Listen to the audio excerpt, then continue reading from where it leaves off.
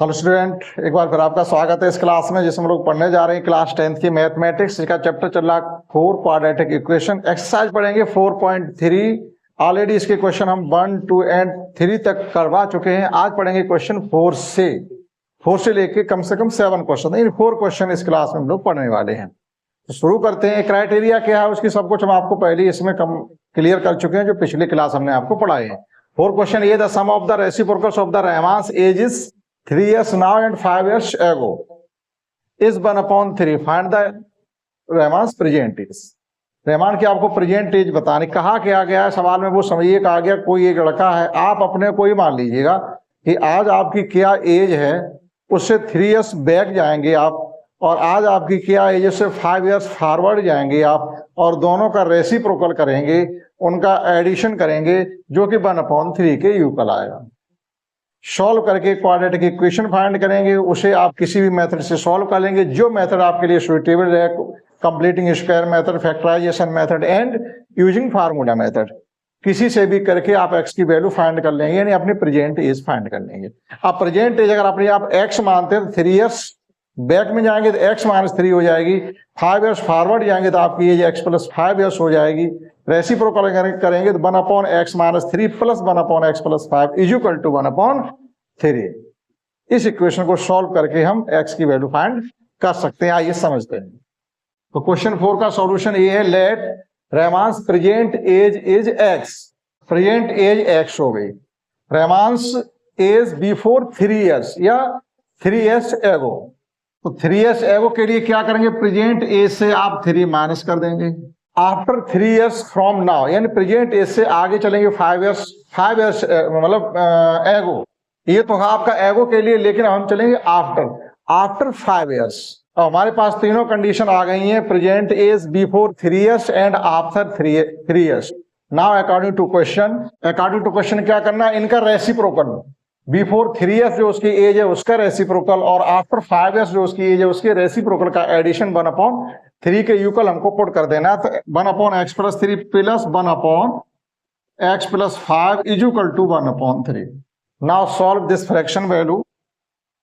Cross multiply करने से ही हो जाएगा x +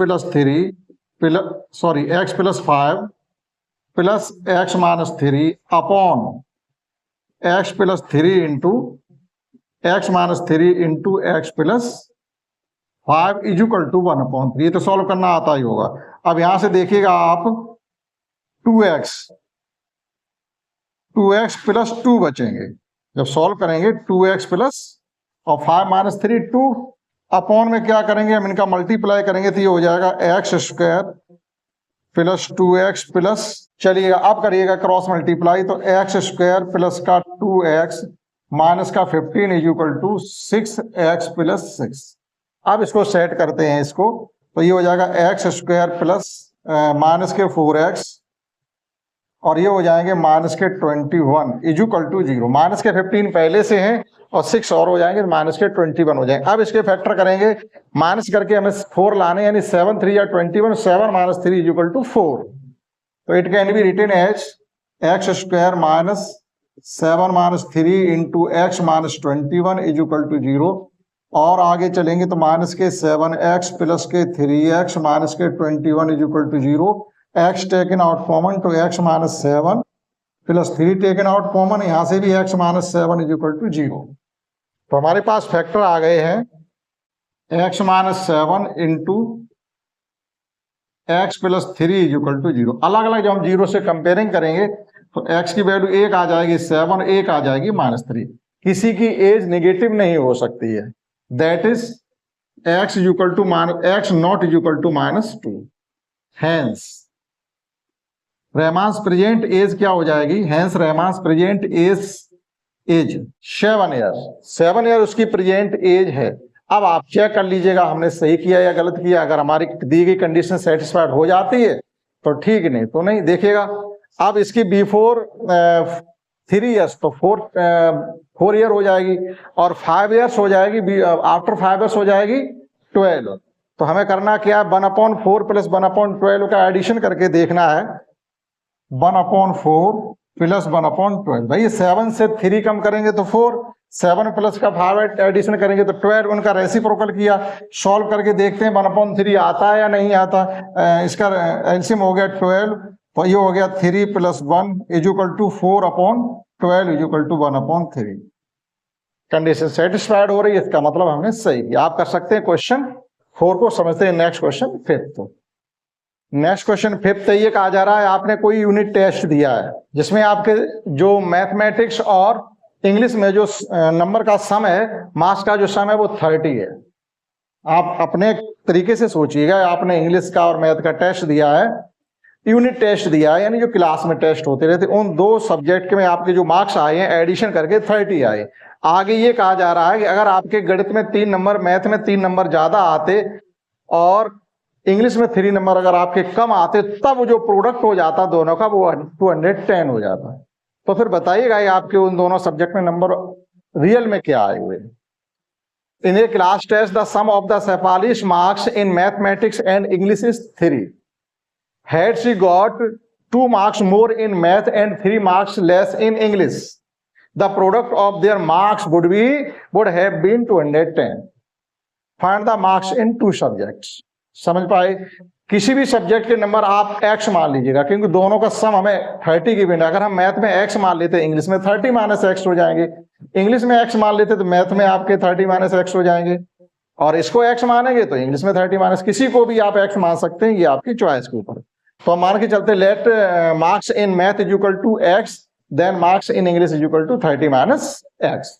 हमने मैथ में x नंबर माने हैं उसके, और इंग्लिश में 30 - x हो जाएंगे। कंडीशन क्या है, अगर वो मैथ में 2 नंबर मोर लाया होता, 2 number more in math and 3 number less in English, तो मोर इन मैथ का मतलब हो जाएगा x + 2, 3 नंबर लेस का मतलब हो जाएगा 27 - x। इसमें से आपको 3 कम ही तो कर देने, तो कम किस में से करेंगे, 30 में से तो कम होंगे, तो ये 27 - x हो जाएगा। तो डायरेक्ट चलेंगे according to question. According to question condition क्या है, अगर मैथ में हम 2 नंबर ज्यादा लाए होते और इंग्लिश में 3 नंबर कम लाने से मतलब है 27 - x, तो इनका प्रोडक्ट हमारा कितना हो जाता, 210। इस कंडीशन को सॉल्व करके हम x की वैल्यू फाइंड कर सकते हैं। जैसे इट कैन बी रिटन, अगर हम यहाँ से माइनस साइन कॉमन ले लें तो ये लिख सकते हैं इसको हम x + 20 और x - 27 = -210। यहाँ से माइनस साइन कॉमन लेकर के हमने उधर भेज दिया।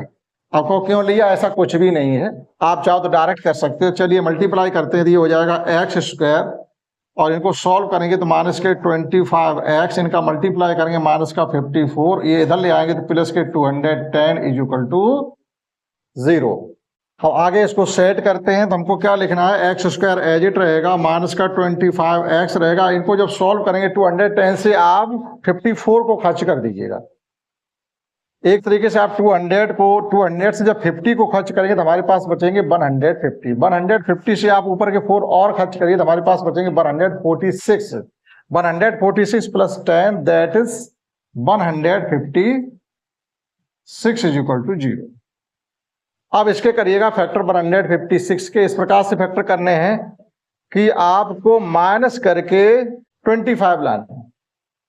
156 के ऐसे फैक्टर करने हैं कि आपको माइनस करके 25 लाने हैं। तो किस प्रकार से 2 नंबर में तोड़िएगा, हमें यहाँ प्लस साइन करना है, ये देखिएगा प्लस के 210 है, यहाँ पर प्लस, यानी प्लस करके हमें 25 लाने हैं। तो जब हम 156 के फैक्टर करेंगे तो इस प्रकार से आएंगे आपके 2 × 2 × 3 × 13। तो आप देखिएगा सॉल्व करिएगा इनको, 12 + 13 = 25। यह साइन प्लस होना चाहिए था, माइनस करके नहीं लाएंगे, प्लस करके। That is x² - 12 + 13 x + 156 = 0। Bracket open करेंगे, x - 12 x - 13 x + 156 = 0। यहाँ से x कॉमन ले लेंगे तो ये हो जाएगा x - 12, यहाँ से माइनस का 13 कॉमन ले लेंगे तो ये भी हो जाएगा हमारा x - 12 = 0। 12 और 13 का जब मल्टीप्लाई करेंगे तो 156 आता, ठीक है। अब यहाँ से देखिएगा x - 12 कम whole taken out common, that is हमारे पास बचा 1 - 13 = 0। हमारे पास जो आंसर आने वाले हैं इसमें वो आ रहे हैं x = 12 एंड 13। जब 0 से अलग अलग कंपेयरिंग करेंगे तो x = 1 आएगा 12 और 1 आएगा 13। अब आप देखिएगा अगर मैथ में उसके नंबर हम 12 मान के चलते हैं तो इंग्लिश में जो नंबर आएंगे वो आएंगे जाकर के 18, क्योंकि एडिशन तो 30 चाहिए, 18 चाहिए, हाँ 30 चाहिए ना, एडिशन चाहिए हमें 30। तो अगर मैथ में हम 12 मानते हैं तो इंग्लिश में 18 आएंगे, और मैथ में अगर 13 मानते हैं तो इंग्लिश में 17 नंबर आएंगे। तो इस प्रकार से भी आप लिख सकते हो, मार्क्स विल बी, इस कंडीशन मार्क्स हो सकते हैं 12 और 18, और दूसरी कंडीशन हो सकती है 13 और 17। देखिएगा, अगर इंग्लिश मैथ में हमारे 12 में तो इंग्लिश में 18, और मैथ में 13 है, इंग्लिश में 17। आप अपनी लैंग्वेज में भी लिख सकते थे। ये था क्वेश्चन 5। आइए समझते हैं क्वेश्चन 6। और नेक्स्ट 6 क्वेश्चन इस प्रकार से है, diagonal of a rectangular field. यहाँ पर एक आपको रेक्टेंगुलर फील्ड गिवन है, यानी रेक्टेंगल गिवन है एक तरीके से, और रेक्टेंगल में एक डायगोनल होता है, एक लेंथ होती है और एक ब्रेड्थ होती है। तो डायगोनल भी इसमें इन्वॉल्व है, लेंथ भी इन्वॉल्व और ब्रेड्थ भी इन्वॉल्व है, तीनों साइडों की हेल्प ली गई है। तो हमसे कहा गया diagonal of a rectangular field is 60 metre more than its shorter side. और शॉर्टर साइड रेक्टेंगल की क्या होती है? ब्रेड्थ। जो भी ब्रेड्थ उसकी है उससे 60 मीटर मोर देन तो डायगोनल है। In the same way if the longer side is 30 metre more than the shorter side. आगे ये कहा गया है find the side of the field, और ये इसमें साइड ही फाइंड करने कंडीशन कुछ नहीं दी गई है, केवल ये देख कह दिया गया कि अगर उसकी ब्रेड्थ को आप x मानेंगे तो डायगोनल हो जाएगा x + 30, और लेंथ हो जाएगी x प्लस वो डायगोनल हो जाएगा x + 60, और लेंथ हो जाएगी x + 30। यानी उसकी ब्रेड्थ से डायगोनल 60 मीटर मोर देन है और लेंथ उसकी 30 मीटर मोर देन है, बस इतना गिवन है। अब डायगोनल होता क्या है? डायगोनल होता है एक तरीके से रेक्टेंगल, राइट एंगल ट्रायंगल बन जाएगा। तो पाइथागोरस थ्योरम हम लगा करके इस इक्वेशन को कर सकते हैं। अगर एरिया गिवन होता तो L × B कर देते थे, एरिया तो हमको गिवन नहीं है। तो चलिएगा, let shorter side of a rectangle field is x, then diagonal is equal to x + 30 and length is equal to, या longer side is equal to x + 30, और डायगोनल होगा हमारा x + 60। चलिए, तो यहाँ पर हमने मेंशन कर दिया है कि शॉर्टर साइड x है तो डायगोनल x + 60 होगा और लॉन्गर साइड x + 30 मीटर होगी। अब देखिएगा होता क्या, इस प्रकार से हमारा डायगोनल फील्ड रेक्टेंगुलर फील्ड है इस प्रकार से, इसके कॉर्नर 90 डिग्री के होते हैं, ये हम जानते हैं। तो हम इस डायगोनल को अगर यहाँ पर ज्वाइन कर दें तो एक तरीके से यहाँ राइट एंगल ट्रायंगल बनेगा।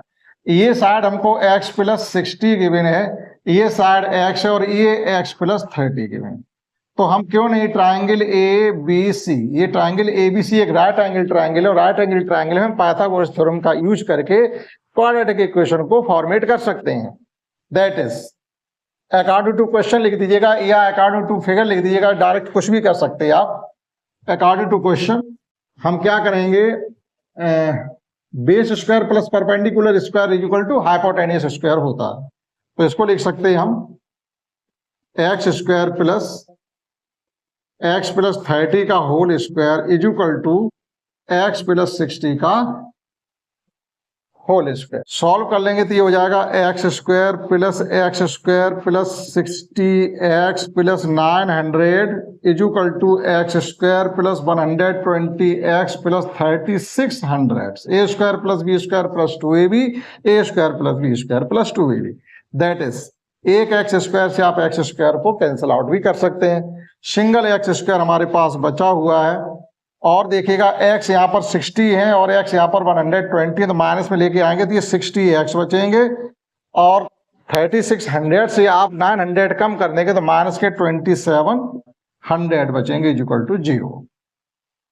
अब 27 के फैक्टर करके और माइनस करके हमको 60 लाने, फैक्टर थोड़े बड़े जाएंगे। तो देखिएगा कैसे ला सकते हैं, दो तो 0 हमारे पास हैं, तो इसको आप चाहो तो इस प्रकार से भी लिख सकते हो, 27 में लिख सकते हैं 27 × 100। अब 27 के फैक्टर करिएगा आप, 9 × 3 = 27 होते हैं।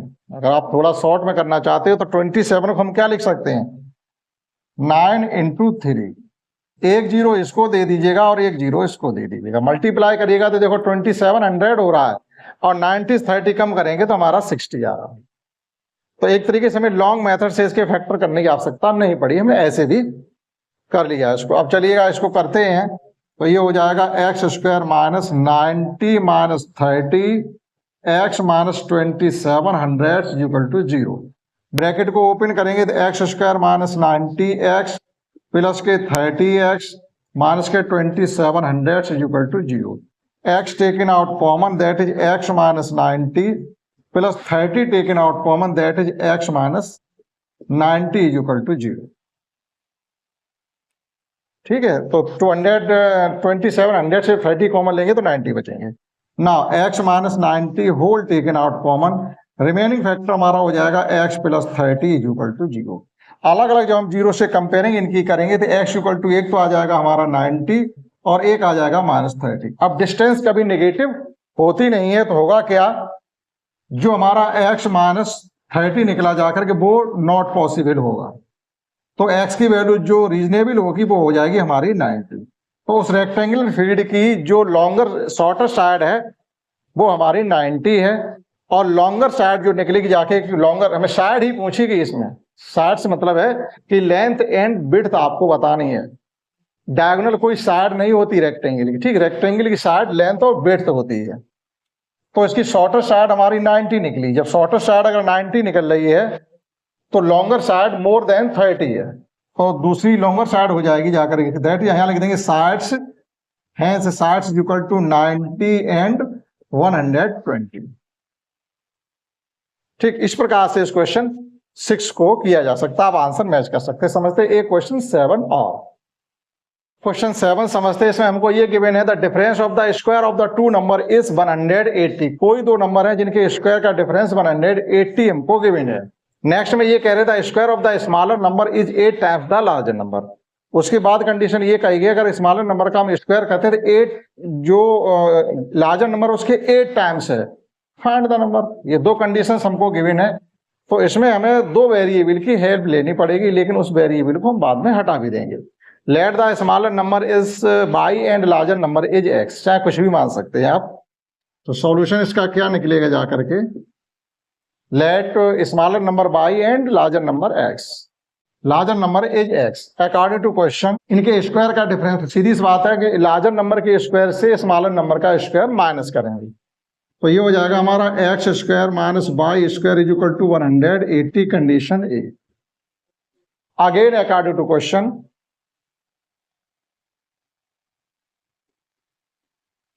या again according to second condition. तो सेकंड कंडीशन क्या है, सेकंड कंडीशन ये, तो square of the smaller number का square that is y square is equal to 8x equation second. Y square की वैल्यू इक्वेशन फर्स्ट में हम पुट कर देंगे, पुटिंग दिस इन फर्स्ट। जब ये हम फर्स्ट में पुट करेंगे तो हमको क्या मिलने वाला है, x square minus y square की जगह रख दीजिएगा 8x माइनस का 180 इज इक्वल टू 0। तो x square minus 8x minus 180। अब इसके करेंगे स्प्लिटिंग बाय मिडिल टर्म हम फैक्टर, तो ये हो जाएगा हमारा 18 10 या 180, और 18 माइनस 10 अगर करेंगे तो हमारा 8 बच भी जाएगा। तो इसको लिखेंगे x square minus 18 minus 10 x minus 180 is equal to 0। Bracket open करेंगे, x square minus 18x plus के 10x और माइनस का 180 is equal to 0। X taken out common, तो x minus 18 plus 10 taken out common, x minus 18 is equal to 0। x minus 18 whole taken out common, remaining हमारा आ गया x plus 10 is equal to 0। अब देखिएगा यहां से जब 0 से अलग अलग हम कंपेयरिंग करेंगे तो x की हमारे पास जो वैल्यू आ जाएगी वो ये आ जाएगी, एक आ जाएगी 18 और एक आ जाएगी माइनस 10। अगर x इक्वल टू 18 लेकर के चलते हैं, देखो माइनस 10 तो हम नहीं लेंगे यहां से, ठीक है, माइनस 10 नहीं लेंगे, हम इस सेकंड कंडीशन में चलेंगे। सेकंड कंडीशन सेटिस्फाइड कराते हैं तो y की वैल्यू हमको मिलेगी। तो देखिएगा जब x equal to 18, y square is equal to है 8 into 18, 18 y square is equal to 18 8 या 144, तो वाई इज इक्वल टू आपका आ जाएगा प्लस माइनस 12। माइनस 10 लेकर के हम नहीं चलेंगे, x y is equal to आ गया प्लस माइनस 10। तो जो नंबर हमारे निकलेंगे जाके, अगर हम x इक्वल टू 18 लेते हैं तो y इक्वल टू आ जाएगा 12 एक बार x इक्वल टू 18 लेंगे तो y इक्वल टू आ जाएगा हमारा -12। ये इसके आंसर आने चाहिए 18 या 12, 18 या -12, मतलब 18 12 या 18 -12। इस प्रकार से क्वेश्चन 7 को किया जा सकता है। इस क्लास में आपको 4 क्वेश्चन समझाने की कोशिश की है, 4 5 6 और 7। आशा करता हूं आपने समझ पाए होंगे। इस क्लास में इतना ही, दैट्स ऑल।